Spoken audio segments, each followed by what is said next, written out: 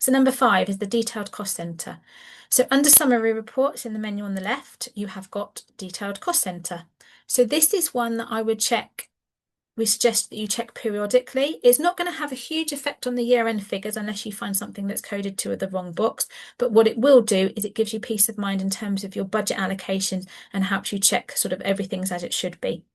So when you run the detailed cost centre, it will default to a listing of all payments. So they will be displayed in terms of the cost centres and then the cost codes.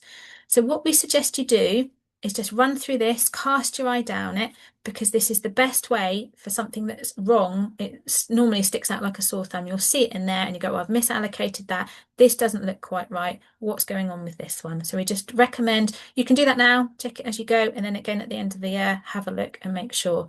So you can see grounds maintenance, yes, they look correct to be there. Grass cutting, all neatly lined up as I go. So it's just a case of looking through, does everything look as I expect it to do? And then instantly I've got some grass cutting for some reason allocated to my phone and broadband code. So it's just having a look, have I got everything where I want it to, and it's in terms of more about the end of year budget rather than potentially the year end figures, but equally suggest that you just review by scrolling through. Obviously, if you find anything incorrect, just make a note of it. You can go and check it and amend it.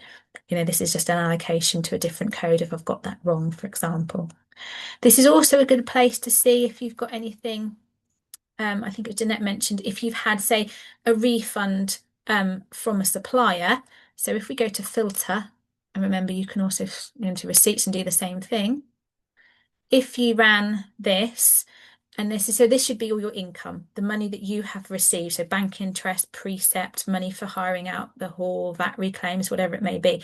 If you're seeing money that you've had back from suppliers in here, that's not correct. It's not a receipt entry. It should be a negative payment. So again, this is a useful way to spot that because it will flag itself up within this list. So just cast your eye through, run through that, and just look for anything. Same scenario as well, just mention as well, if you do have customers, so if you have a customer who pays you for a hall booking and then they say, actually, I can't make it, can we get a refund? When you refund that customer, although you've paid them, it's not a payment, it's a negative receipt because it's a correction to income that you've received from them and then subsequently return. So just be clear on those elements there.